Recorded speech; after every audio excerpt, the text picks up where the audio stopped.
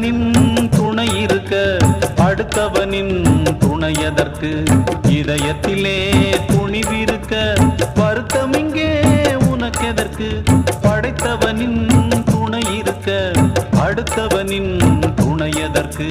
இதயத்திலே துணிவிருக்க வருத்தம் இங்கே உனக்கெதற்கு?